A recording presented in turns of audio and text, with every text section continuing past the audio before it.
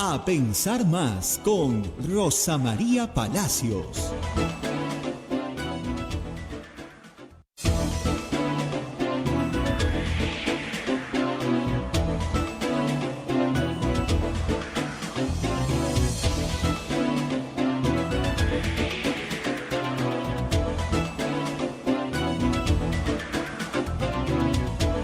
Muy buenos días, señoras, señores, bienvenidos a Pensar Más con Rosa María Palacios desde Radio Santa Rosa para todo el Perú y el mundo. Y estamos conectados con Chimbote, con Radio Santo Domingo, Arequipa, Radio San Martín, Ucayali, Radio Cepagua, La Convención, Radio Quillabamba TV, Puerto Maldonado, Radio Madre de Dios. En Huánuco nos escuchan por Radio Huánuco, Ayacucho, Radio La Voz de Ayacucho, Puno, Radio Pública, Ancash, Radio Moro, Huancayo, Radio Cumbres, la radio del Arzobispado de Huancayo, Satipo, Radio Milenio, Abancay, Radio Estación Solar, Yurimagua, Radio Oriente, Cajamarca, Radio Los Ángeles, Lampa, Radio San Valentín, Cerro de Pasco, Radio Activa, Huanta, Radio Continental y canales de televisión que transmiten a Pensar Más, Onda Digital TV, Fuego TV, Quillabamba TV y otros canales de cable que se unen a esta señal y estamos llegando a todo el Perú.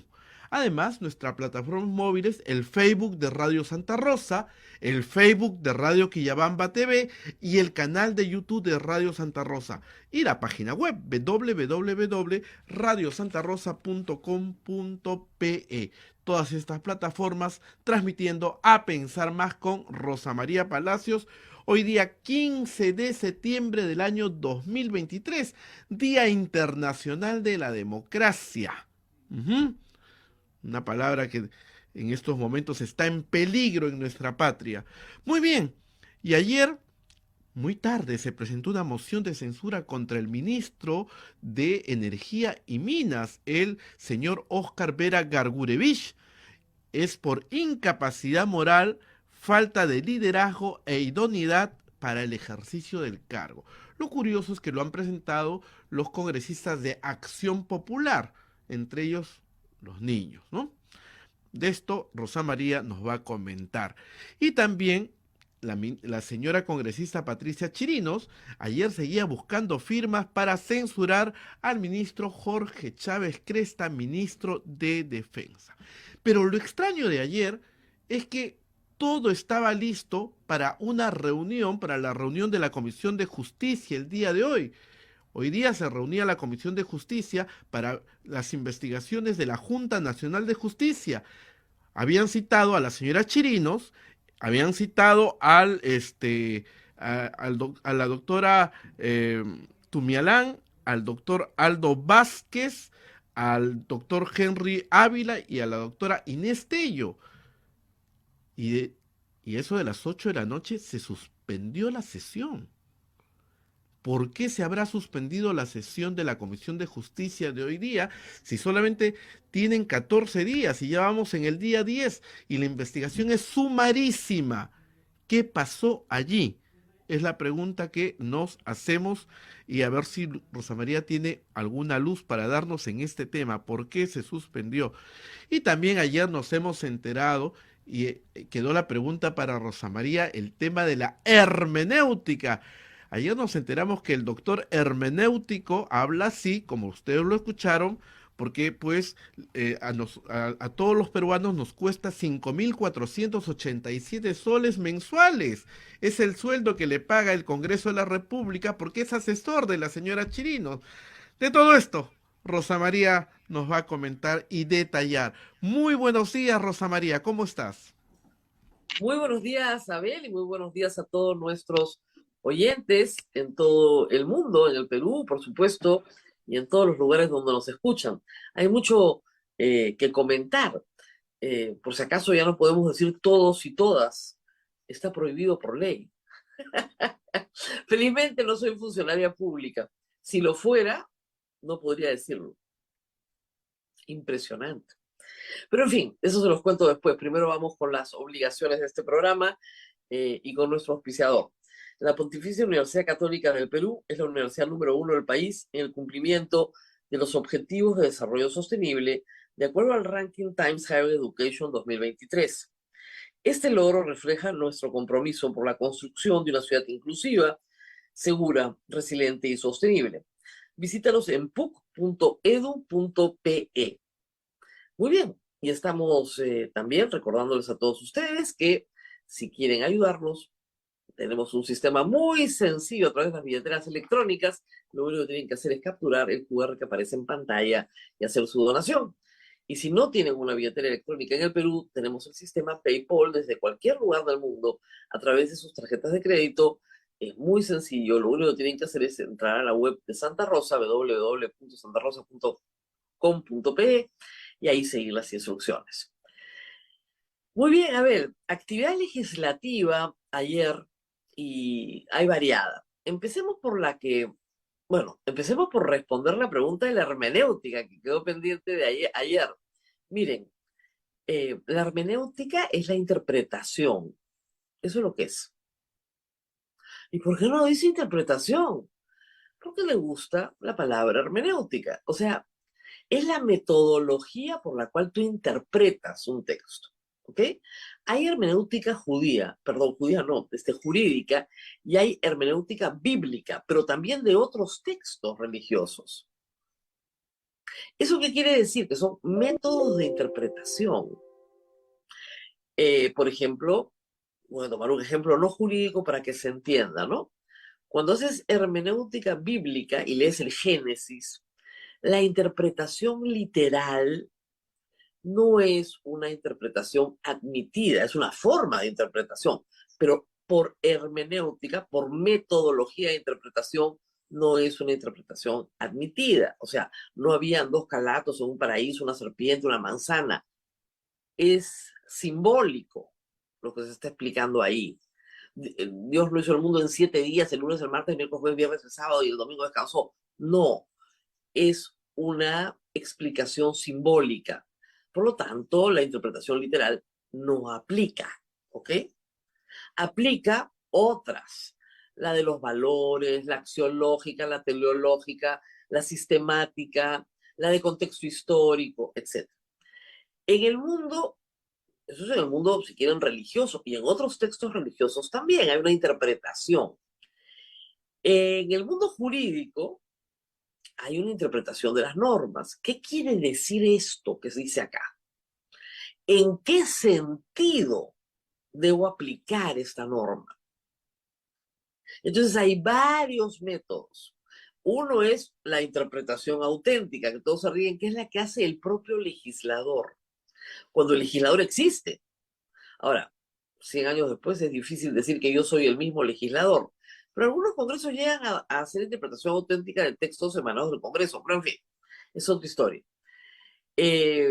La interpretación sistémica, o sea, yo tomo todo el sistema y sistemáticamente llego a la conclusión de que por la ubicación de la norma en el texto, por el capítulo en el que está, por las otras normas que la rodean, esto quiere decir o se hizo en este sentido. Cuando tú dices una interpretación axiológica, es por los valores que se encarnaban en ese momento. Teleológica, por los fines futuros por los cuales se va a aplicar esa norma. Hay varios métodos de interpretación, varios, ¿no? Por el contexto histórico, o sea, no les voy a dar una clase de interpretación, para los que están interesados en interpretación jurídica, el libro de Marcial Rubio, Introducción al Derecho, ahí está todo. Y no usa palabras raras para explicar lo que les he explicado con la sencillez con la que se tiene que explicar, ¿no? No sé, es como si ustedes le dijeran a su familia, ¿no? Que les piden algo y ustedes quieren interpretar lo que su hijo adolescente dice. Dice, para interpretarte voy a usar la hermenéutica, ¿no? Entonces, bueno, mamá, ¿qué te pasa? ¿No? ¿Por qué vas a usar la hermenéutica? Basta decir, voy a interpretar lo que me estás diciendo. ¿Ok? Hay abogados que usan palabras raras para tener una especie de código de la tribu, ¿no? Nosotros hablamos así, nadie más que nosotros y nadie nos entiende nada. Esa no es la idea. En un Estado de Derecho, tú tienes que hacer que la ley la cumplan todos. Y para que la ley la cumplan todos, todos tienen que entenderla. Y hacer docencia jurídica es el deber, creo yo, de los abogados que están o visitan medios de comunicación. Porque los medios de comunicación masivos lo que tratan es de eh, atraer a la gente al cumplimiento de la ley. ¿Y cómo la vas a cumplir si no la entiendes? Y no te entiendes lo que estás hablando. Pero en este caso, más que la hermenéutica, lo que ha habido un grave conflicto de interés. Y eso hay que decirlo. Cuando un abogado es empleado, asesor, defensor de una parte, tiene que hacerlo explícito. Es decir, el ex canciller Rodríguez Mackey es asesor de Patricia Chirinos. Si Patricia Chirinos es la promotora de la destitución de la Junta Nacional de Justicia a través de una moción que ella ha presentado, su asesor se tiene que presentar bajo ese título. No se puede presentar como una persona, como el decano de una facultad de Derecho, ¿no? Como una persona que no tiene sesgos. Y atacó a la señora doctora Beatriz Ramírez una y otra vez, diciéndole que él no tenía sesgos y que el problema era la formación de los abogados en el Perú. Hasta que en un momento ella dijo, o sea, que ya no se lo permito, ¿no? Eso es una bajeza. Lo que acaba de decir usted es una bajeza. Y miren el tamaño de la bajeza. Ese es uno de los cuadros, porque hay otro cuadro con todas las remuneraciones completas y es un poquito más. ¿Ya? Entonces, tú no puedes ser asesor de una parlamentaria que promueve una iniciativa y decir que eres absolutamente neutral y que no conoces nada de esa materia. Eso es lo que no puedes hacer. El señor, ese es el cuadrito más largo, con más abundamiento. El señor puede ser asesor de quien quiera. La contratación en el Perú, gracias a Dios, es libre. Y Patricia Chirinos puede contratar a quien quiera. La contratación es libre. Dios nos libre de oponernos a eso. Pero sales y dices, por si acaso, soy asesor de Patricia Chirinos. Voy a defender este punto de vista, hago la salvedad de que soy asesor de Patricia Chirinos. Cada vez que yo leo un comunicado de transparencia, les digo, por si acaso, yo soy miembro de la Asamblea de Transparencia. No del Consejo Directivo, no tengo ninguna función de dirección, pero sí intervengo en la Asamblea cuando nos convocan. Pero ustedes lo saben. Yo no me puedo presentar como, ¿qué será esto? No tengo idea de qué se trata. Es la razón por la cual yo no puedo asesorar a nadie, ni puedo recibir, como he visto que ha dicho Willax, dinero del Estado. Yo no puedo recibir dinero del Estado. Willax ha firmado eso con mi fotografía. Me mandaron un video ayer. Ya me dio ataque de risa, pues, que lo pruebe. Quiero saber dónde está la plata. Todo el mundo, ¿dónde está la plata? Por favor. Bueno. Entonces, la señora Chirinos puede contratar a quien quiera. Llama la atención, ya esto es desde el punto de vista de la señora Chirinos, que contrate al ex canciller de Castillo. O sea, Castillo no era el enemigo y contratas a su ex canciller, que duró poquito, pero a Castillo le duraron los ministros poquísimo, o sea que igual es para todos. Al ex canciller de Castillo para luchar por la democracia, ¿no? Y al asesor en defensa de Ollanta Humala. ¿Ah? Adrián Villafuerte era una persona muy cercana a los Humala, defendió muchísimo a Antauro Humala, fue su formador en el ejército, y cuando Ollanta Humala es presidente lo llama para que lo asesore en materia de defensa. Y Adrián Villafuerte dicen que decidía todo, las recomendaciones, los ascensos, etc. Hasta que viene el escándalo de López Meneses. López Meneses, el engreído de Vladimiro Montesinos, que estuvo preso varios años, tenía escolta policial, seguridad policial en la puerta de su casa, provista por el Estado peruano. Y quien estuvo involucrado en esa historia, equivocadamente, porque él no tenía ninguna responsabilidad, fue el almirante Cueto, que hoy es congresista. Al almirante Cueto se le quiso imputar que la seguridad era para él. Dijo, señor, yo vivo en San Borja, esto es en Chacarilla, ¿yo qué tengo que ver? No tengo conocimiento de toda esta dotación. Lo que se supo después que era una especie de ofrenda policial. López Meneses es un hombre muy astuto y le había hecho creer a la policía, a altos mandos de la policía, que él podía decidir sobre sus ascensos y colocaciones, que él era el hombre, que él era el hombre, y los engañó a toditos, y toditos, lamentablemente, en una actitud servil, por el ascenso matan, ¿no es cierto? Se dedicaron a sobarlo y a ponerle seguridad y a invitarlo a eventos de la policía y de las Fuerzas Armadas, pero sobre todo de la policía, y le arruinó la carrera a varios generales, ¿ah? Fue terrible lo que hizo López Menezes. Bueno, cuando Adrián Villafuerte camina al lado de Patricia Chirinos, ¿qué cara pondrá el almirante Cueto? O no sabe o se acaba de enterar. Pero la respuesta de Patricia Chirinos ha sido la frase que va a pasar a la historia. En política, todos los viejos tenemos antecedentes. Agárrate.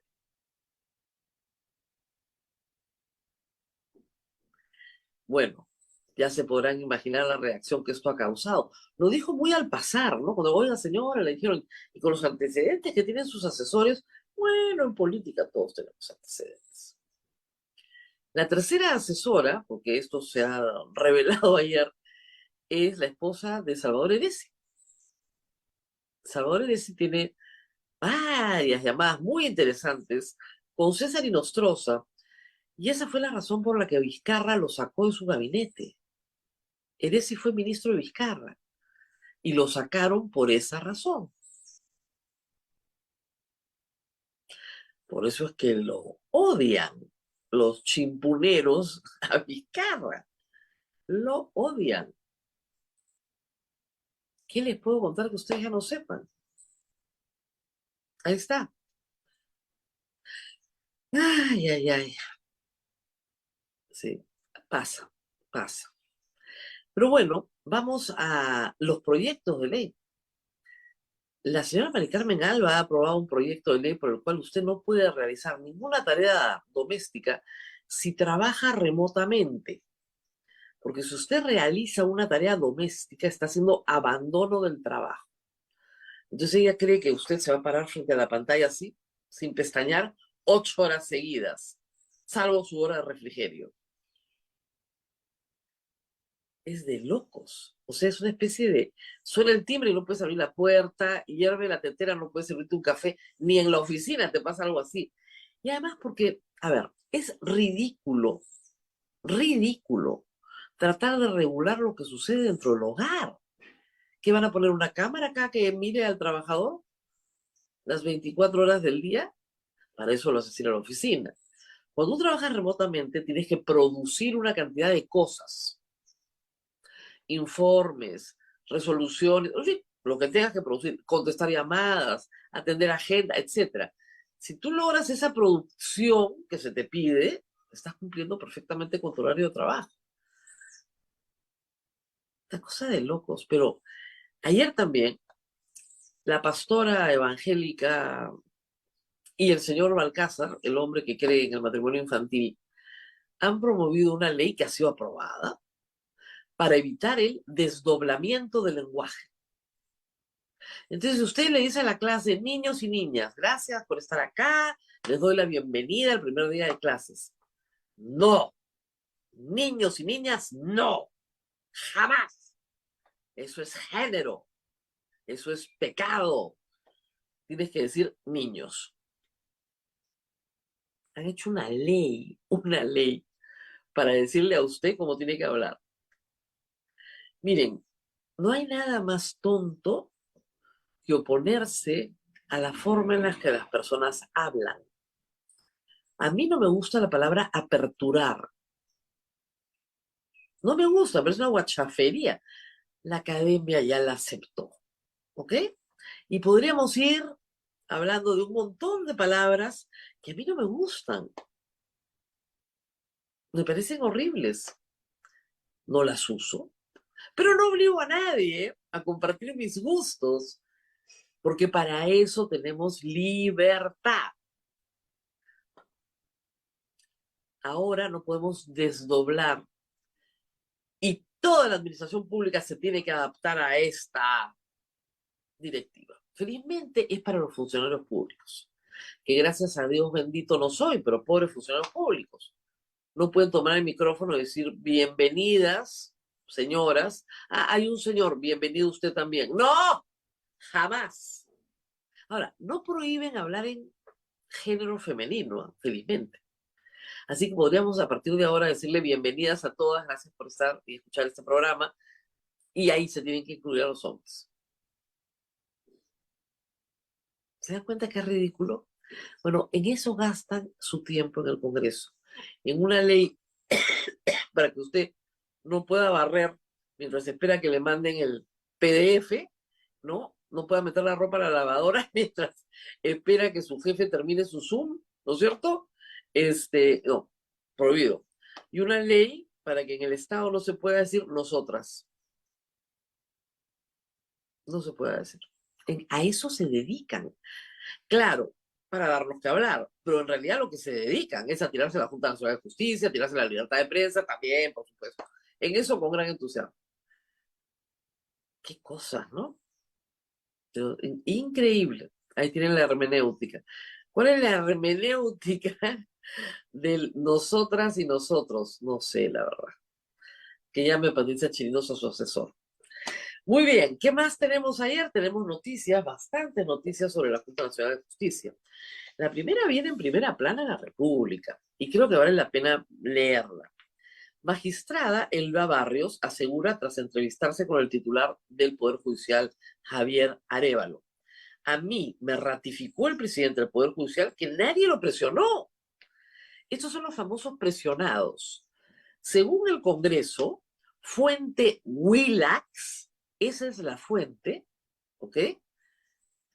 El presidente del Poder Judicial y otros magistrados de la Corte Suprema que han sido citados a la comisión que investiga los luctuosos hechos que han cometido los miembros de la Junta Nacional de Justicia, o sea, nada, basan toda la acusación en que la Junta Nacional de Justicia ha presionado a la Corte Suprema para que defiendan a Zoraida Ábalos. Para ponérselo sencillo, ¿ok? Y en diálogo en la República, Barrios dijo que la declaración se la hizo durante una actividad que tuvieron en Trujillo. Digo que ella o otro juez supremo haya sido presionado por miembros de la Junta Nacional de Justicia. Uno de los argumentos del Congreso para pretender restituir la Junta es la supuesta presión a magistrados de la Junta, a Arévalo, a favor de Zoraida Ábalos. Entonces, falso. Falso. Entonces ya solo queda el comunicado. Nada más, el comunicado. Un comunicado en que exhortan al Congreso a aplicar la Constitución y el debido proceso, que es exactamente lo que anteayer dijo Patricia Benavides respecto de la Junta Nacional de Justicia, y no veo que le hayan presentado una acusación constitucional por decirlo. No hay argumento. Hoy día habían citado, porque son 14 días y están corriendo, a los miembros, a 4 miembros de la Junta. Y anoche, tarde, se supo que habían desinvitado a todos y se había cancelado la notificación. La citación, no los han invitado, los han citado. Muy bien. Se ha cancelado. ¿Por qué? Nadie sabe. Por razones de fuerza mayor. ¿Cuál es esa fuerza mayor? Un aparente malestar de la presidenta de la comisión.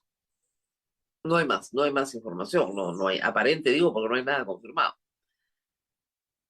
El día anterior les dicen que no vayan. A 4 de 7, porque a los otros 3 los reciben la próxima semana. ¿Por qué? Porque ya se dieron cuenta del papelón internacional. No creo, porque están bien decididos, ¿ah? Bien decididos. Lo que pasa es que ya hay una marcha para este sábado. Ah, pero no podemos hablar de la marcha. No vayan, ¿ah? Como diría Melcochita, no vayan. No podemos hablar de la marcha porque si hay una luna rota, somos instigadores. Todos los periodistas peruanos. Ni siquiera cubrirla, porque cubrirla implicaría un acto de instigación. Les voy a leer, ya está listo también, el dictamen que ha emitido la Comisión de Constitución que preside Marta Moya.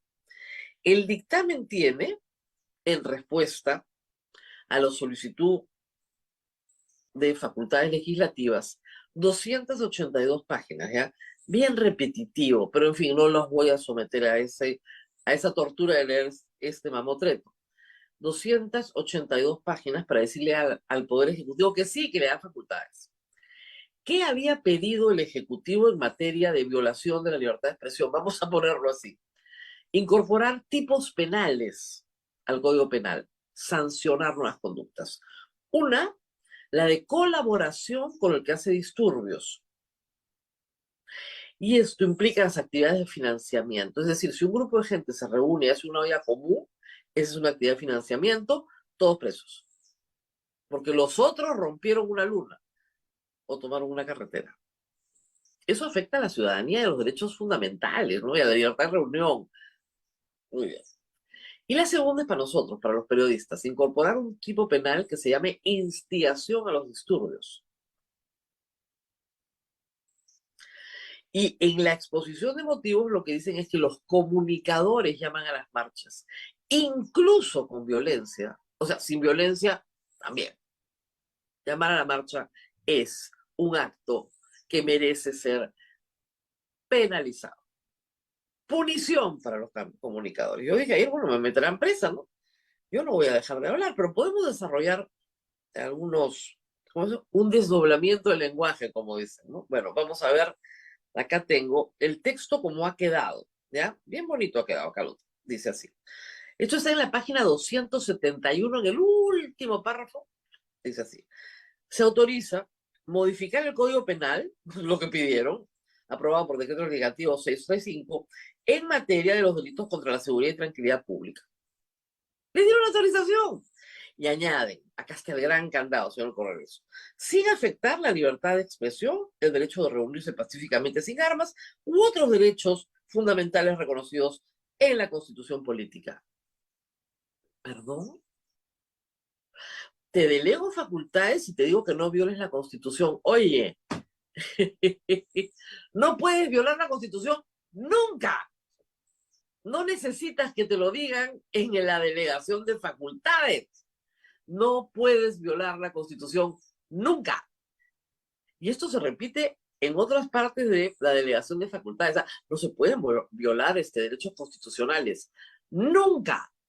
Nadie que norme está autorizado a violar derechos fundamentales.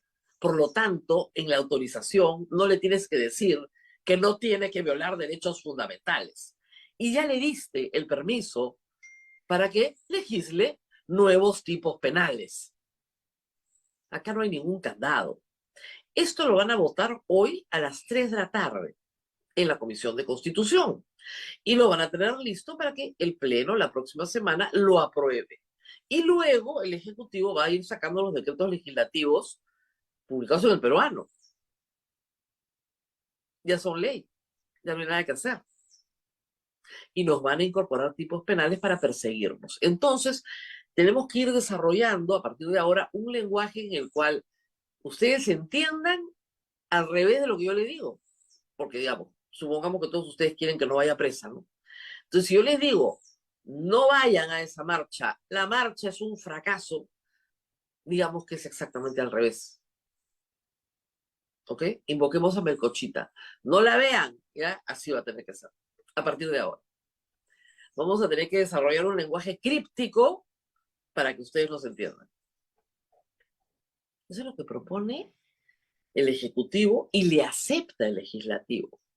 Porque les digo, esa colita de sin violar los derechos de la Constitución es un absurdo, es un disparate. Obviamente, no, te vamos a dar permiso para que violes los derechos constitucionales. Y el problema es que tú dices, bueno, si aprueban una ley inconstitucional, hay que ir al Tribunal Constitucional. ¿A cuál Tribunal Constitucional? ¿A cuál Tribunal Constitucional vamos a ir? Explíquenme eso.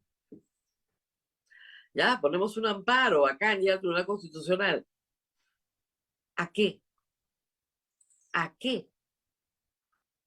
A que nos digan, no, el Congreso siempre tiene la razón. No hay forma. Entonces ahora no puedes decir todos y todas, no puedes barrer tu cocina y yo no les puedo decir que vayan a la marcha. Resumen legislativo. Así está el Perú hoy. No es broma, parece, pero no es broma. Es una cosa de locos. Entre la restauración conservadora, los hermanitos y el pacto de facto que hay para hacerse de todos los poderes del Estado, la población en el medio está completamente sola. Ah, claro, ustedes dirán, pero siempre se puede ir a la Corte Interamericana, demora mucho, pero se puede ir. No, hay 5 proyectos en la Comisión Constitucional para sacarnos de la Corte Interamericana. No vaya a ser que una instancia supranacional le recuerda al Estado peruano que por el convenio tampoco puede violar la libertad de expresión. Tengo acá el convenio. O sea, hay, como les digo, artículos bien claros respecto de la penalización de la actividad periodística. Pero bien claro. Entonces, también van a tratar de sacarnos de la corte, por si acaso. Y por si acaso, para que todos estén contentos y esté claro el asunto, vamos a hablar con Diego García Sayán en un instante. Él ha sido presidente de la Corte Interamericana de Derechos Humanos, ¿no? Caviar, caviar, caviar, caviar, el rey de los caviares, ya todo eso, pero vamos a hablar en serio sobre qué es la Corte. Y cualquiera de ustedes puede googlear, no es nada complicado, van y buscan así bien bonito. Convención Americana sobre Derechos Humanos, Pacto de San José de Costa Rica, así se llama. Y les voy a dar acá toda la información. Firmada en San José el 28 de noviembre de 1969. Esta no es una cosa moderna que han traído los caviares. No, no, no, no, no. Se aprobó en el año 69. ¿Qué más tenemos acá? Aprobada por el Perú por decreto ley 22231 el 11 de julio de 1978. En pleno gobierno militar se ratifica este instrumento y varios de Naciones Unidas con declaraciones de protección de derechos humanos en pleno gobierno militar. ¿Qué más? Ratificada por la Constitución de 1979 en su 16ª disposición final y transitoria, y el instrumento de ratificación por parte del Perú es de 1978, reiterado en 1980, vigente para el Perú desde 1981. Es un instrumento multilateral. Somos todos los países que deseen de la organización, ¿no es cierto?, de Estados americanos que participan en esto. Igual, en la ONU, todos los países participan en las declaraciones sobre derechos fundamentales. No solo el Perú, pues. Eso se llama multilateralismo y es parte de la política exterior del Estado peruano desde hace décadas. Es una política de Estado. Multilateralismo, así se llama. Participamos en plataformas como la Alianza del Pacífico, 4 países, ¿no es cierto? La Comunidad Andina de Naciones, los países del Ande. La OEA, Naciones Unidas, ¿no es cierto? Todas las plataformas y con distintos fines, con distintas razones de ser. También tenemos relaciones bilaterales, por supuesto, pero tenemos relaciones multilaterales también, que son sumamente convenientes para el Perú. No se diga en materia comercial. ¿Ok? ¿Se entiende? Ya. Eso no es un tema caviar, es una política de Estado, de la Cancillería peruana que es permanente, que trata o aspira a ser permanente. Los países que se aíslan del mundo son países que tienen problemas con el cumplimiento de sus obligaciones internacionales. Y tienen problemas porque viven bajo regímenes autoritarios. Es bien sencillo. El que se aísla de sus obligaciones internacionales se exime de sus obligaciones y por lo tanto es un paria. Es un paria. El Perú ha sido paria en algunas materias, sí, por ejemplo en materia económica, a fines de los 80s, éramos un país paria, porque no pagábamos nuestras obligaciones.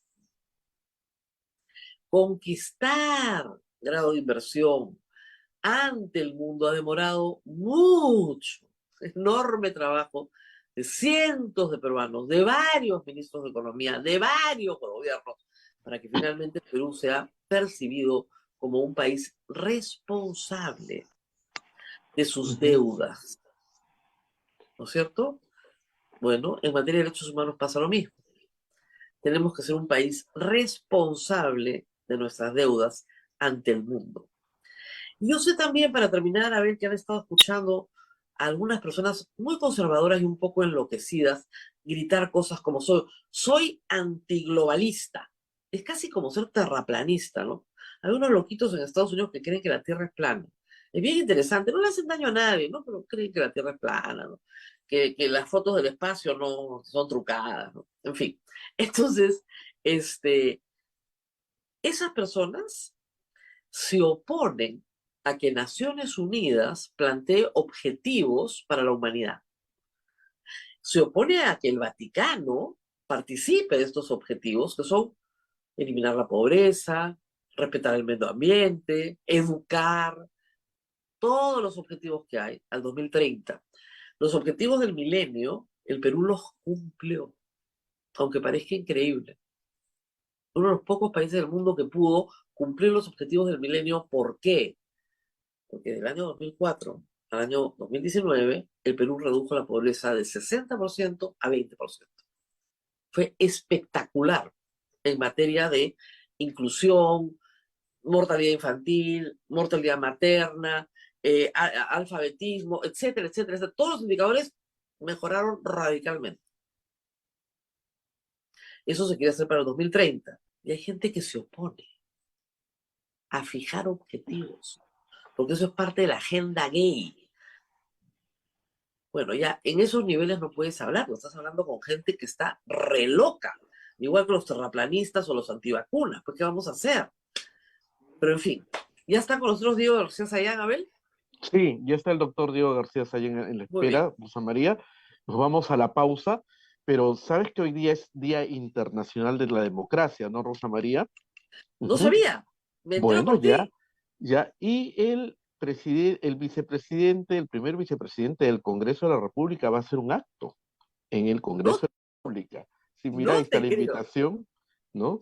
Dice la primera vicepresidencia de Oficina de Participación Ciudadana del Congreso de la República tiene el agrado de invitar a usted a la ceremonia especial con motivo de celebrarse el Día Internacional de la Democracia, que se llevará a cabo el día de mañana, viernes 15 de septiembre, a las 9 de la mañana, en la ¿Quién Plaza invita? Bolívar. Marta Moyano. No, Hernando Guerra García, que no quiere aceptarnos Hernando García, tienes razón, una ya cambió. entrevista. Hernando García va a celebrar la democracia. Están por tirarse la Junta Nacional de Justicia, no nos dejan de decir todos y todas, está prohibido hablar en castellano de ciertas formas, no puedes barrer tu cocina si estás haciendo teletrabajo, y es el Día de la Democracia. ¡Qué maravilla! ¡Somos libres! ¿En qué cabeza somos libres? Y además, ojo, también se van a tirar la libertad de expresión, ¿eh? No tengan duda. No hay sistema autoritario que soporte un programa como este. Yo lo sé y ustedes lo saben. Así que, mientras podamos estar acá, vamos a ir acá. Y vamos a desarrollar una serie de técnicas para hablarnos a media voz y que ustedes entiendan lo que yo les digo. Ya saben, este sábado, no vayan a la marcha. No vayan. Es una mala idea. No vayan a la marcha. Eso sí, les voy a contar la ruta. Sale del Campo de Marte, va por la Avenida Salaberry, dobla en Javier Prado, Avenida Arequipa, Poder Judicial, García de la Vega, Poder Judicial. No vayan, ¿ah? No vayan. Muy bien. 4 de la tarde en el Campo de Marte, no vayan. No vayan a decir que yo estoy instigando. No, no se me ocurriría hacer una cosa así. Muy bien. Pausa y regresamos con Diego García Sayán. Así es.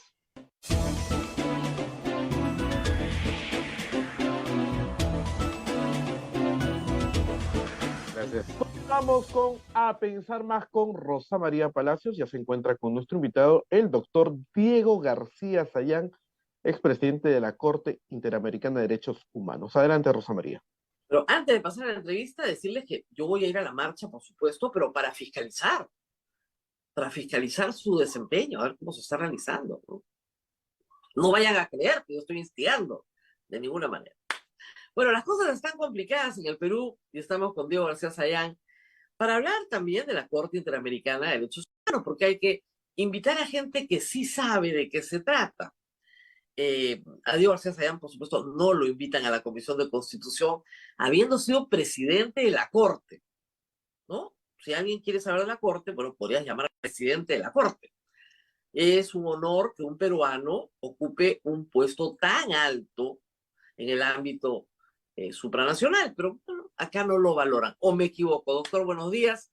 Lo han Hola, Rosa invitado, María. lo han invitado la doctora, no es doctora, en fin, Marta Moyano, a hablar de este tema ante los ilustres miembros de la Comisión de Constitución que debaten 5 proyectos para salirnos de la competencia para salirnos algunos de la convención completita. Claro, claro. Sí, no me han invitado y dudo que lo hagan porque veo que ya tienen ahí una idea preconcebida, tienen una noción completamente distorsionada, pero una noción de lo que es la Corte, es el monstruo infernal que impide que ellos y ellas, como corresponde hablar, No, en el Congreso hagan lo que les dé la gana, ¿no? Porque hay estándares y ellos empezando y por ellas no. Ellos y empezando ellas por hay, no. hay Desde ayer demasiadas está cosas, ¿no? prohibido. Entonces, la Corte, pues, se olvidan que la Corte no es un aparato político, es un órgano judicial que dicta sentencias, dicta resoluciones y que son vinculantes sobre temas diversos. Por ejemplo, un footnote, te adelanto antes de que conversemos sobre los otros temas que seguramente querrás plantear, ¿no?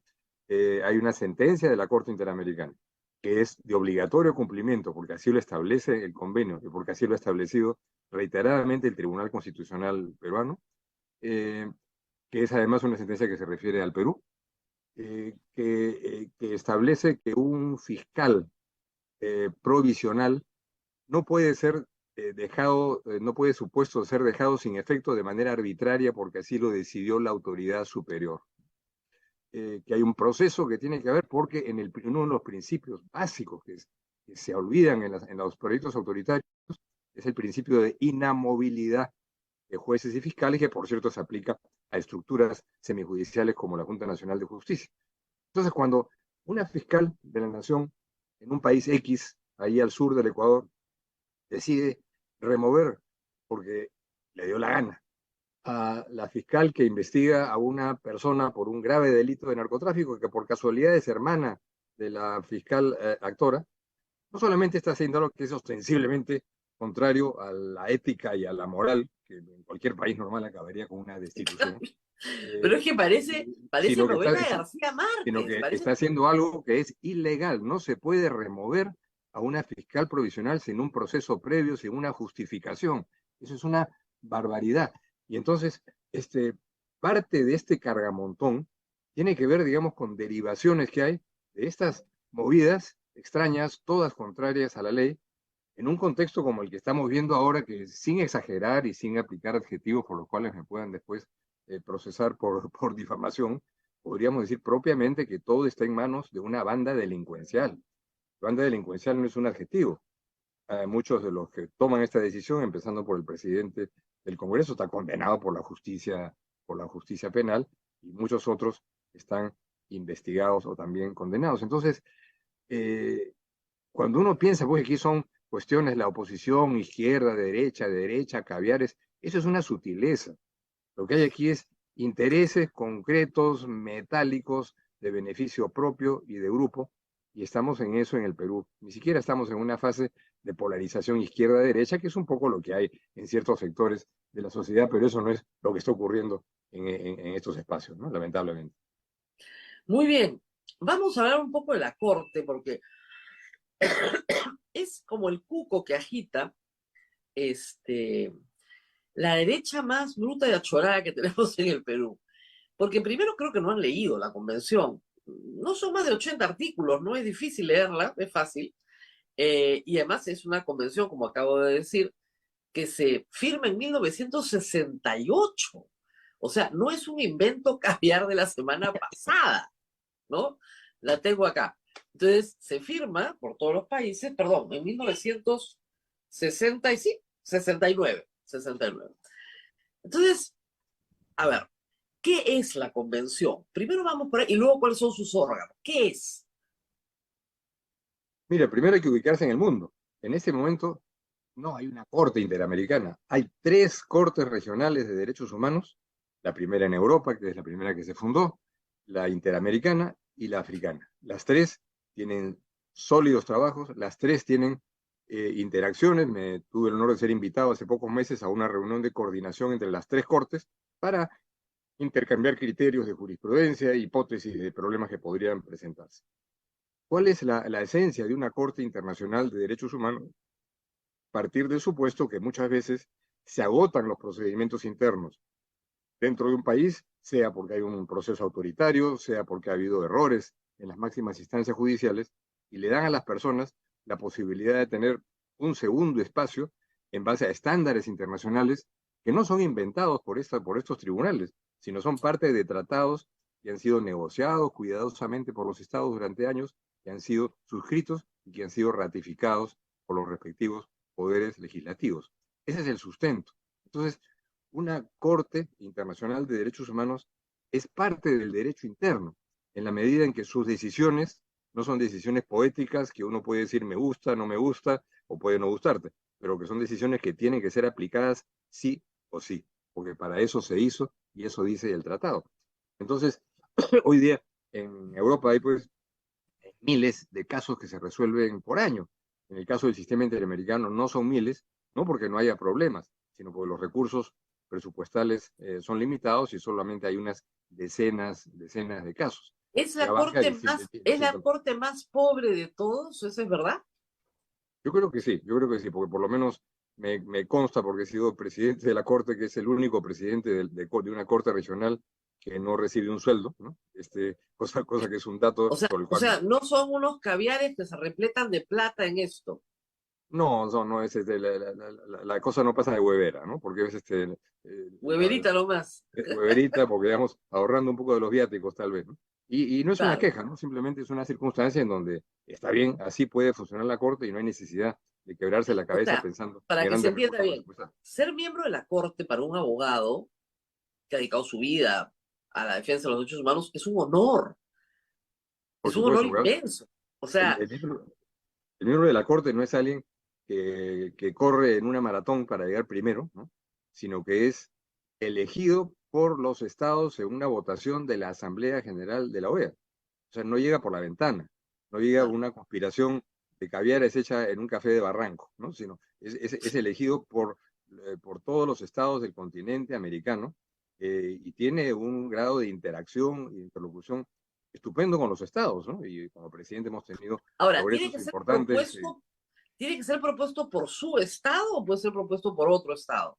Tiene que ser propuesto por un estado, por un estado. Puede ser su Por un estado, puede ser... estado, pero no tiene que ser Así. el suyo. Claro, porque el primer presidente de la Corte Interamericana fue un estadounidense que fue propuesto no por Estados Unidos, sino por Costa Rica, porque Estados Unidos no era miembro de la Corte Interamericana. De manera puede ser propuesto por cualquiera, ¿no?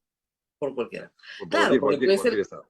claro, puede haber un jurista notable en un país donde hay una dictadura, ¿no? Obviamente ese estado no lo quiere la corte, pero otro estado lo propone. Y se Claro, ¿no? busca gente que tenga, ¿no es cierto?, un trabajo previo, largo, complejo en materia de derechos humanos. O sea, si no, no buscas a cualquiera. Porque hay un proyecto para intervenir en la forma en la que se eligen a los miembros de la Corte, aunque parezca increíble, ¿eh? Para proponer a la OEA que se modifique el artículo de la forma en la que se eligen, para que no se elijan caviares. O sea, una cosa de locos. Ya, Hay ya, ya. uno, entonces, bien bonito. Y hay otro, ese mismo es para pedir enmiendas a la convención. Ya. ¿Se puede enmendar la convención Bueno, unilateralmente? enmendar es un proceso complejo de negociación que involucra a todos los países y que por lo general, como dicen en El Salvador, por lo general esos proyectos de enmienda tienen mano peluda. Es decir, no Claro. suelen hacerse de buena fe para mejorar el acceso de las víctimas, para facilitar la velocidad con la que pueda resolverse, para simplificar los procedimientos o para lo que sería muy importante, para mejorar los recursos presupuestales de la Corte, que son sumamente limitados y estrechos, ¿no? Pero lo que es más importante, y quiero aquí comentar a propósito de esta conversación, Rosa María, que en este encuentro que tuvieron la generosidad de invitarme con las 3 cortes, que fue hace pocos meses, era muy impresionante cómo desde el África y hasta de Europa veían el impacto de las sentencias de la Corte Interamericana, que había tocado temas fundamentales que tenían que ver con la expulsión de jueces, por ejemplo, con temas graves de masacres en comunidades rurales. Y uno de ellos, por supuesto, era el caso de la expulsión de los miembros del Tribunal Electoral del Ecuador, en donde el presidente del tribunal, un señor Aguinaga, digamos Aguinaga el Bueno, lo expulsan a él y a otros, y la Corte Interamericana se pronuncia de manera clara, y no solamente se pronuncia, sino establece el razonamiento de por qué la expulsión, la sanción política a un órgano electoral es inaceptable en el derecho internacional. Por otras vías, estamos llegando en el Perú a una situación parecida. Entonces, de dos cosas una. Si yo voy a asaltar un banco, ¿no? Y veo cuál es lo que hay en la periferia y tengo alguna posibilidad de conseguir que retiren al serenajo y a los policías de ese barrio, lo voy a hacer para poder tener un asaltito más tranquilo y salvándome el pellejo. Exactamente lo mismo es lo que se está haciendo en el Perú. Si se quiere arrasar con la independencia judicial, hacer lo que se quiso hacer en el Perú con el presidente del electoral Gallinaga, o con lo que se ha hecho en Guatemala para tener a 70 jueces y fiscales hoy día exiliados en los Estados Unidos, indudablemente hay que quitar cualquier manto protector de estas garantías y derechos y retirarse pues de esta monstruosidad que puede ser el sistema interamericano, porque ahí la gente se puede ir a quejar y ahí la gente puede decir, bueno, paren esta vaina, porque esto va contra el derecho internacional, no se puede afectar la independencia judicial, tengan ustedes sus procesos internos, pero esto no se puede hacer. En el caso de Polay, volvió el tema, pues, de que la Corte liberaba terroristas y hacía que el Estado les pague millones. Yo le pedí al público, porque fue una horda troll grande, toda venía al Congreso, por supuesto, ya con lo de Soto nos queda clarísimo, que nos digan un terrorista liberado. Uno, pues, ¿no? Por lo menos, si hay miles de terroristas liberados, un hito. O que haya recibido compensación económica. Indudablemente puede haber algunos que han sido liberados porque cumplieron su pena, pero eso pasa hasta en Rusia, ¿no? Claro, al que cumple la pena lo sueltan. lo tienes que soltar. Pero no se produjo ni lo uno ni lo otro. Pero sí señalan que a Lori Berenson le pagaron un montón de plata. ¿Podríamos explicar eso? Porque parece que no se entiende la diferencia entre costas, indemnización por daño, etcétera. O sea, explicar esta idea. Sí, indudablemente si hay elementos que se pueden sustentar, que es que le costó, que tuvo que pagar un precio por abogados, por viajes, etcétera, eso es parte de un proceso en el que si al final del proceso se encuentra que ha habido elementos serios de responsabilidad del Estado, eso naturalmente en cualquier proceso civil ordinario o incluso penal requiere una compensación, ¿no? Entonces, hoy día eso es un elemento clarísimo, pero a lo que voy es que más allá de los casos aislados, la masa de jurisprudencia que hoy tiene la Corte Interamericana, lo digo, yo no soy integrante de la Corte, pero lo digo sin exceso de lucimiento, es hoy día mirada con sumo interés y respeto por los espacios europeos, porque ven que hay una línea coherente, por un lado, ve que en la mayoría de los países se produce un diálogo que lleva a la ejecución de las sentencias y que hay rarezas pues que aparecen de vez en cuando, como fue Fujimori en su momento, Daniel Ortega en Nicaragua después y ahora el Perú. Pero eso no es lo normal. Lo normal son países con los cuales se va avanzando en un diálogo importante, en el cual temas centrales como el enfoque de género, por ejemplo, hoy día es un elemento medular, no de la justicia interamericana, sino de la justicia internacional, ¿no? Entonces, lo que sorprende mucho, Rosa María, es que altas autoridades que desempeñan funciones judiciales en la fiscalía o en la política, no tienen por qué ser abogados, no están al tanto de algo tan elemental, ¿no? Y que la fiscal de la Nación, por ejemplo, no esté al tanto de que no se puede remover a un fiscal provisional porque no le gustó su cara, ¿no? O porque piensa que no está cumpliendo bien con su trabajo cuando la práctica demostró después que era al revés, ¿no? No, la excusa, el argumento que ella le dio a todos, a periodistas incluidos, es que la fiscal Betsabe Revilla tenía una baja producción y que por eso Entonces, tenían que removerla a otra tarea. y más bien lo que llama la atención es que ante esa sucesión de remociones, el tribunal, la Junta Nacional de Justicia no le haya abierto por todo eso procesos de investigación. No estoy seguro si lo ha hecho o no, lo ha hecho, entiendo, por casos individuales, como la liberación, el cambio de la fiscal que investigaba a su hermana, ¿no? Es un Claro. caso pues, que en cualquier país del mundo llevaría al colapso de esa función.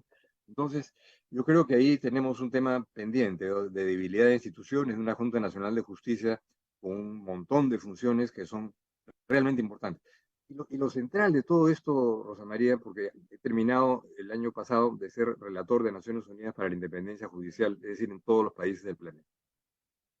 Y dos cosas. Uno de los puntos que se ha ido señalando y mencionando en el último informe que presenté a la Asamblea General, es que hay una especie de tendencia y vocación autoritaria en el mundo que se concentra y empieza por la interferencia en la independencia judicial. Pensando en Europa, pensando en Hungría, pensando en Polonia, pensando en experiencias como la de Guatemala, que es una cosa bien importante y bien grave.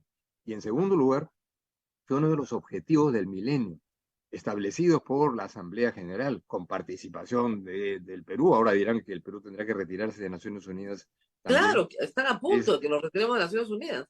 es el lema que para llegar al nuevo siglo se tiene que llegar con una justicia con el lema justicia para todos y todas, así se dice, y independencia judicial. Entonces, es una tarea de Naciones Unidas. Cuando alguien dice, ¿a qué se mete un señor de Naciones Unidas, Igor Garafulis o Volker Turk, a hablar sobre el Perú? Es como si, qué sé yo, Pelé se pusiera, si estuviera vivo, se pusiera a hablar sobre la situación política de Perú, sería una cosa rara. Pero las altas funciones de Naciones Unidas tienen por responsabilidad supervisar que los estándares y las normas de Naciones Unidas, que son de obligatorio cumplimiento, se cumplan, y que hay una justicia independiente no es la cuadratura del círculo, es algo elemental en una democracia. Y obviamente preocupa muchísimo, Rosa María, y lo digo con mucha tristeza y con mucha pena, habiendo sido canciller del Perú, que la Cancillería o la canciller haya sido envuelta en esta dinámica politiquera local, ¿no? Una cancillería de un país democrático no puede llamar a un funcionario de Naciones Unidas a quejarse porque está recordando lo que son estándares, obligaciones internacionales, compromisos de los que el Perú es parte, como los objetivos del milenio que son clarísimos. Entonces, Claro, pero hay un par de embajadores que han salido a decir que está muy bien, que así se hace, que han bueno, sido cancilleres también. siempre hay para todo. Uno de ellos que creo que es ahora empleado del Congreso, ¿no? Entonces, en ese caso, digamos, respetando la libertad de opinión, yo creo que los hechos son fulminantes y contundentes. Y tenemos algo que me parece gravísimo, ¿no? O sea, el Perú correctamente está buscando ser integrante de la OCDE, que es el espacio económico político, llamemos así, más importante de los países que más mueven la inversión, la tecnología y los recursos económicos en el mundo. Ya hay 3 países de América Latina que por su orden en el sistema interno, México, Colombia y Chile, son miembros de la OCDE, y el Perú postula a ello. Y yo estoy de acuerdo que eso sea así, pero para eso tienes que tener la casa bien limpia. La casa bien limpia no solamente en materia de inflación, de equilibrio fiscal, sino tiene que también tener en marcha el orden democrático. Y nada menos que el secretario general de la OCDE viene a fin de mes para ver cómo están las cosas en el Perú. Y no es que se va a enterar de esto, y eso ya Ah, tienen que no haber enterado. sabía, mira, fin de mes. Y es Qué evidente que cosa. la OCDE jamás va a incorporar a un país que está portándose de esa manera con la institucionalidad democrática. ¿Y quién va a sufrir con eso? Bueno, Será caviar el señor el también. empresariado que se va a ver afectado por esa perspectiva que se va a cerrar, de manera que, ojo por ojo, vengan a defender el empresariado todos los que dicen que este no es mi tema, es un tema de los que, a ver, este tema es de todos y de todas, y hay que insistir en que el enfoque de género en el lenguaje tiene que utilizarse porque es la única forma de que eso sea explícito y que vaya incorporándose. A partir de ayer se prohibió en el Perú para todo lo que es función pública. Nosotros sí lo podemos usar, pero ningún funcionario del Estado puede desdoblar, así dice la norma, el lenguaje. Probablemente en derecho comparado me da la impresión que algo así debe haber en Afganistán y en Arabia Saudita. No creo que en más países. Yo lo sé, pero les da cólera pues que alguien diga a ellas. Es verdad que puede ser un abuso del lenguaje, es verdad, yo no lo uso. En este programa decimos todos, como hemos hablado siempre, pero yo no puedo combatir, ¿no es cierto?, una práctica que puede llegar a ser común en el uso del lenguaje y que tiene un fin noble, que es visibilizar a las mujeres que somos invisibles normalmente. ¿Ya? Ya es hora, ya es hora. Y es hora, ¿no? Pero hacer una ley para prohibirlo, promovida por una pastora evangélica y el presidente de la comisión que cree en el matrimonio infantil, es impresionante. O sea, le contamos esto al secretario general de la OCDE y dice, por favor, lléveme al aeropuerto, me voy de aquí. Rápido. Entonces, se está jugando, Rosa María, con cosas muy serias en asuntos que parecen banales, ¿no? Ya la Junta Nacional de Justicia es esencial para el desarrollo económico del Perú. Ya no es un grupo que mete su nombre y destituye jueces, ¿qué importa? Se le saca, porque no me gusta cómo se... Todo eso tiene un efecto en imagen internacional, tiene un efecto en credibilidad interna. O sea, porque es importante, Rosa María, que construyamos una sociedad en la que todos y todas creamos en el derecho, que las tensiones, que los conflictos, los reclamos se resuelven o se deben de resolver por el campo del derecho. ¿Y por qué? Porque si hay un reclamo ante una autoridad administrativa o judicial, lo va a hacer en base a la ley, aunque yo pierda.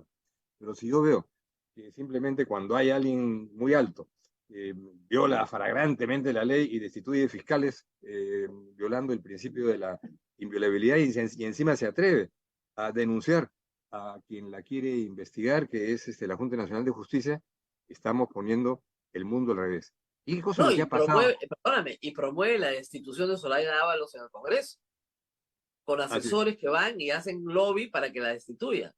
Gravísimo, gravísimo. Y entonces, todo eso en nombre de intereses supuestamente generales que se ve que no lo son, y son cosas que el Perú va a tener que ir pagando. Qué importante sería que haya una noción, una campaña nacional desde todos los poderes del Estado, de los medios de comunicación, para tener jueces y juezas independientes. Por algo tan banal como que se guíen solo por la ley, la Constitución y los estándares internacionales de derechos humanos que no son extranjeros, sino que han sido construidos con nuestra participación y con nuestro voto, ¿no? Así es. Ahora, lo que nos ha dicho el doctor Aldo Vázquez, que todavía el problema más grave que tiene el Poder Judicial y la Fiscalía es que el 40% son provisionales. Han hecho una limpieza enorme, han desancionado 260 magistrados, pero 40% siguen siendo provisionales, la mayoría supernumerarios, es decir, convocados directamente por el presidente de la Corte. Cada presidente de Corte puede convocar supernumerarios porque le faltan cubrir el servicio. Y algunos, incluso con plazas ganadas, no logran su plaza porque no les dan el presupuesto. Es una cosa de loco. Lo único que tienen que hacer es presupuesto y nombran. Y el problema más grave está en el Ministerio de Economía y Finanzas, que no presupuesta las plazas para que no sean titulares. Es impresionante. Ese es todo el problema. Pero, ¿y cuál es el problema? Porque no hay la plata. Como el titular gana un poquito más, porque va a estar permanentemente en la planilla, etcétera, como gana un poquito más, no se le puede entregar, digamos, su puesto porque no hay plata. Mientras en paralelo, los porcentajes de inejecución presupuestal son espectaculares, de manera que sí hay plata. Simplemente aquí está la mano peluda, otra vez en lo que dicen los salvadoreños, es que simplemente tener, no porque los provisionales no tengan el derecho de la inamovilidad, eso está establecido, aunque no se respete. Claro, lo que pasa es que eso no se conoce. El derecho a la inamovilidad de un provisional no se conoce en el Perú. Porque es gravísimo, los jueces tendrían que organizarse, jueces y juezas tendrían que organizarse para ello, pero indudablemente hay una grave responsabilidad porque eso hace que el Poder Judicial sea vulnerable. y que alguien pueda llegar a decir, y me lamento que el presidente de la Corte Suprema haya llegado a decir, bueno, el modelo Bukele es el que hay que aplicar en el Perú, cuando el modelo Bukele empezó por Sí, tirarse al presidente de de la la Corte Corte y al Suprema. presidente del Tribunal Constitucional, No, y, cuando lo y escuchamos dije, bueno, está pidiendo su ocupando, entierro. ocupando el Congreso con el ejército. Así empezó el modelo Bukele, ¿no? Muy De bien. manera Y Abel me informa que han entrado harto troll que Abel se va a encargar de exterminar del Facebook de Radio Santa Rosa. Obviamente, pues, ¿no? Muy bien. Doctor, hace unos días circuló un tuit del ex magistrado del Tribunal Constitucional, José Luis Aragón, diciendo que la Corte Interamericana tenía muchísimas más sentencias sobre Perú que sobre Venezuela. Y que eso demostraba pues el sesgo de la Corte contra el Perú, contra el Estado peruano. ¿Cómo se explica eso? Mira, estoy seguro que esa contabilidad es incorrecta. Y en segundo lugar, creo que un magistrado o ex magistrado debiera saber cómo funciona un tribunal. Un tribunal funciona a partir de los casos que le llegan, no los Claro. produce, no los fomenta, no tiene una campaña para recoger casos y llegar a la Corte Interamericana. Para ello hay que llegar a un recorrido complejo. Primero hay que presentar un caso a la comisión tiene que admitirlo, y es la Comisión Interamericana la que presenta los casos. O De sea, ninguna la manera, Corte, para que se entienda, la Corte no puede actuar de oficio. de ninguna manera. No hay forma, y la Corte a veces dice que interesante sería que nos llegara ese caso, pero si nadie lo presenta a la comisión, y la comisión, que demora a veces algunos añitos, no decide presentarlo a la Corte, no llega. En el caso de Europa eso le eliminaron, ya eliminaron la Comisión Europea, se puede ir directamente, y hay 150.000 casos al año en la Claro. Corte Europea, pero eso lo pueden hacer porque tienen materialismo histórico, tienen con qué fundamentar. En el Perú, en América Latina, eso no se puede. Entonces, lo grave, Rosa María, es que hay tal cantidad de distorsiones, de medias verdades, de mentiras groseras, porque un magistrado tiene que saber pues, cómo funciona el acceso Claro, la a casos. respuesta a eso es, primero, lo que está viendo es la contabilidad de los noventas. En Venezuela, en los noventas había una democracia. Chávez Claro, recién llega en el 98. En el Perú tienes todo el problema de los noventas, que tuvo muchísimos casos de violaciones de derechos humanos, pero de un margen enorme, no solamente vinculados con terrorismo, sino también vinculados con sindicatos, de todo, hubo de todo. Baruch Itcher, la nacionalidad, los magistrados expulsados del Tribunal Constitucional. Es decir, Fujimori generó una carga importante para la Corte. Y y un caso luego, como lo que está ocurriendo ahora, perdóname, obviamente llegaría a la Corte por algún lado, aunque no lo presente ningún peruano. ¿Cómo es eso que se empieza una investigación llamada causa grave, sin que en la resolución diga cuáles son esas faltas graves? Es lo claro, primero. Primero, ¿se va a investigar qué? la causa grave es haber Ocho. emitido un comunicado llamando a la reflexión al Congreso. Esa es la Grave, causa grave. grave cosa. Y la otra es un reportaje de Willax que dice que los magistrados de la Corte Suprema fueron presionados para defender a Zoraida Ábalos. Ya han salido todos a decir que es mentira, que nunca han recibido ninguna presión. Esa es toda la acusación. Sobre esa base se abre un proceso que es una cosa que en cualquier proceso internacional eso se cae en 24 horas, porque es una cosa No, tan. sí, pero estamos los dos de acuerdo en que van a destituir a la Corte, a la Junta, perdón, de todas maneras, ¿no? Claro, porque estamos en este momento en manos de una banda delincuencial. Mira, el proceso que ha sufrido Guatemala en los últimos años tiene país fantástico, lleno de personas con vocación y trayectoria democrática, ha sufrido algo parecido, ¿no? Una fiscala, se llama fiscal general, con semejanzas preocupantemente grandes con lo que ocurre en el Perú, una justicia que se puso de espaldas a la realidad, y que ante crecientes actos de corrupción y de crimen organizado, llevó a que los fiscales anticorrupción de a verdad, los jueces metidos en esos casos, todos, más de 50, han tenido que emigrar y ser asilados en los Estados Unidos, ¿no? Y ese ha sido el proceso en el cual se llega a un proceso electoral en donde un fiscal vinculado a la fiscal general trata de trabar las actividades de un tribunal electoral que empezó a funcionar con relativa independencia, e intervenir de distintas maneras para bloquear ese proceso electoral en el que fue elegido finalmente como presidente el señor Arévalo, ¿no? Claro. Y la última, hace 5 días, al general de allá, homóloga de la nuestra, intervino en la sede del Tribunal Electoral para lo mismo. Entonces, cuando uno dice en el Perú, aquí lo que está detrás es el Tribunal, el Jurado Nacional de Elecciones, lo que está detrás es la independencia de la justicia, lo que tenemos que ver es qué ha pasado en Guatemala, cómo ha sido paso a paso, y ha sido así, ¿no?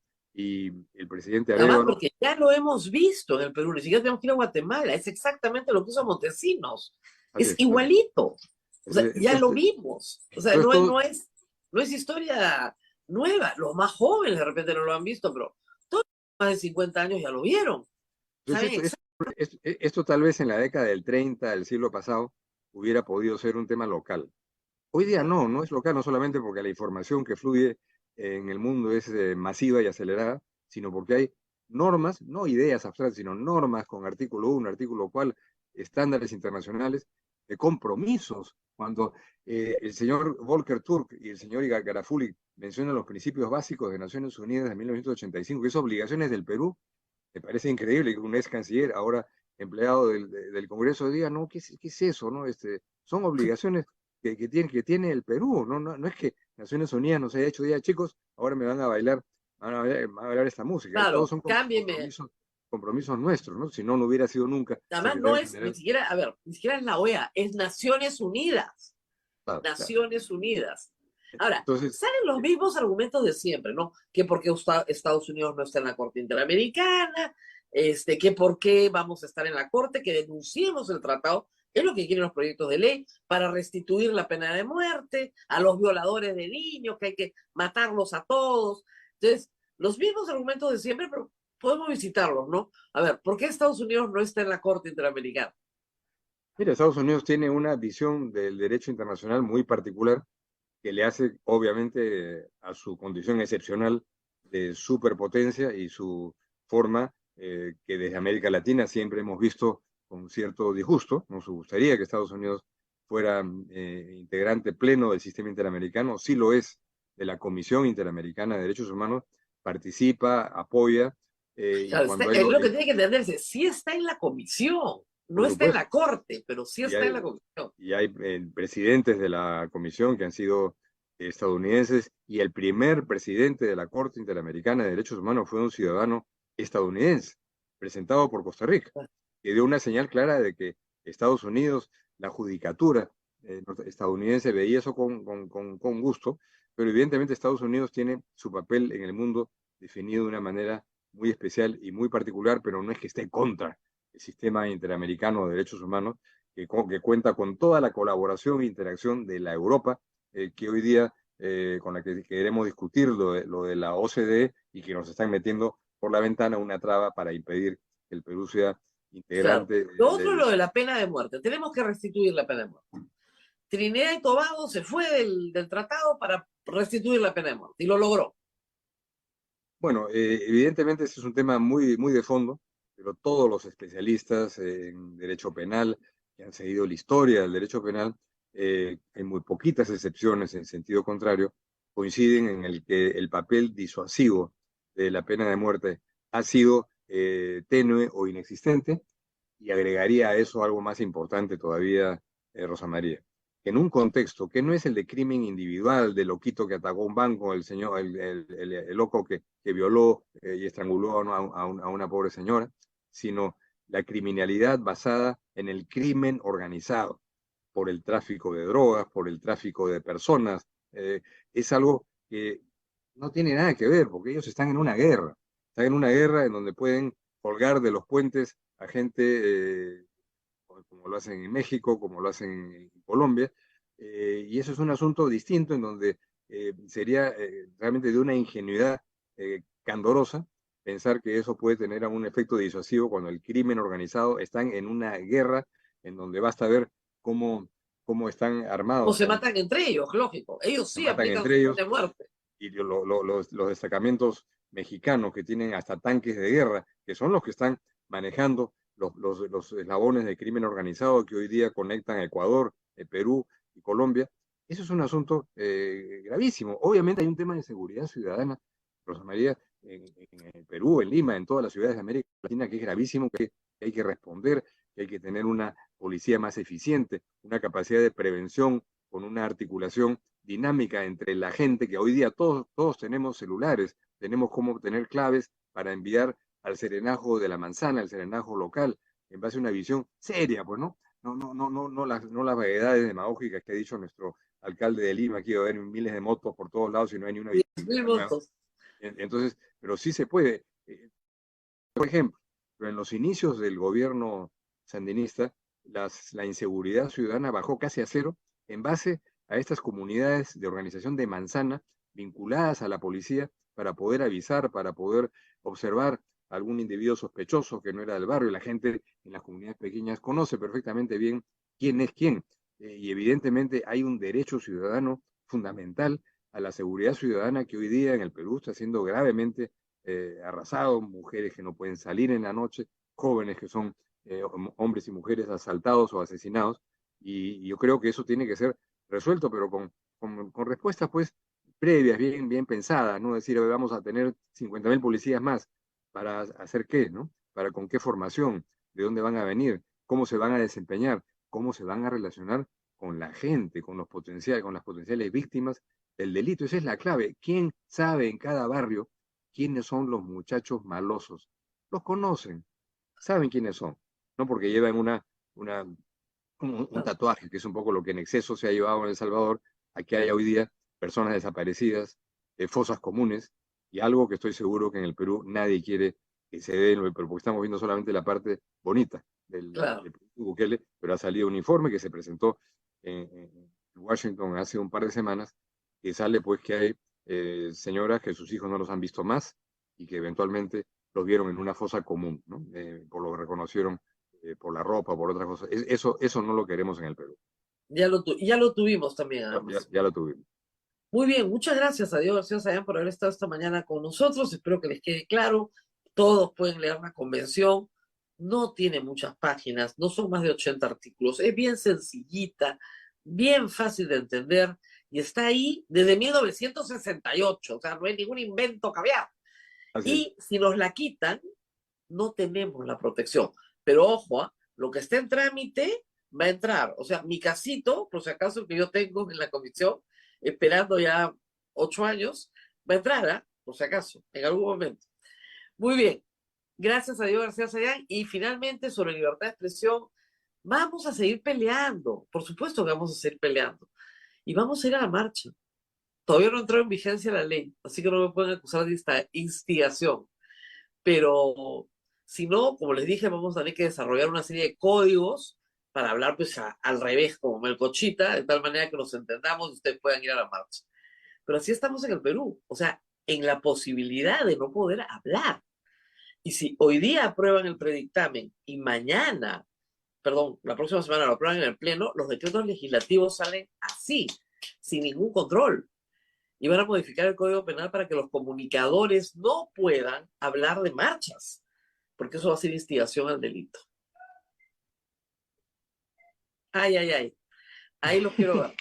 Muy bien, gracias a Diego García Sayán. Muchas gracias, buen día. Gracias, doctor. Estarán deprimidos, yo creo que son tiempos muy interesantes para el Perú, porque de estas cosas se aprenden, ¿ok?